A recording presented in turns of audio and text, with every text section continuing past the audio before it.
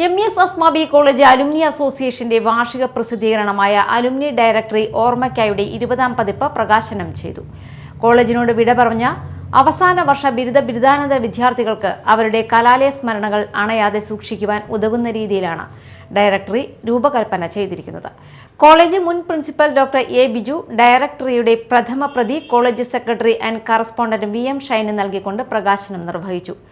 Association president doctor A. P. Sumedhan അധ്യക്ഷത വഹിച്ചു. പൂർവ്വ വിദ്യാർത്ഥിയും എം.എസ്. സംസ്ഥാന ജനറൽ സെക്രട്ടറിയുമായ K. Kunjumoideen, chief editor Muhammad Iqbal, vice principal doctor Sanand C. Sadanand, N.K. Najeeb എന്നിവർ സംസാരിച്ചു. ഒരു വിദേശ യാത്ര നടത്തുന്നത് ഈ കോളേജിലെ പ്രിൻസിപ്പൽ എന്നുള്ള നിലയിൽ അലുമിനി അസോസിയേഷന്റെ UAE ചാർട്ടർ വിളിച്ചിട്ടാണ്. അന്ന് എന്നെ കൊണ്ടു നടന്നത് ബഹുമാന്യനായ ശ്രീ മകറബിയാണ്. അദ്ദേഹം ഇന്നിവിടെ.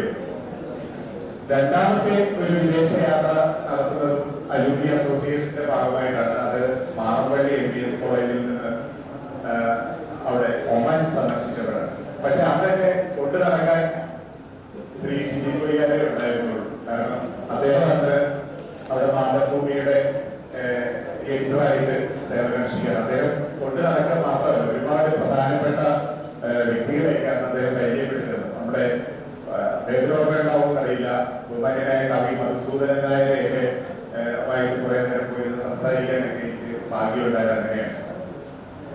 അങ്ങനെ പലതരത്തില് ബന്ധമുള്ള അടുപ്പമാണ്. പിന്നെ എന്നോടൊപ്പം ജോലി ചെയ്ത അധ്യാപകര്, പിന്നെ ഇപ്പോൾ ഇവിടെ ഇരിക്കുന്ന പ്രിയപ്പെട്ട വിദ്യാർത്ഥികൾ.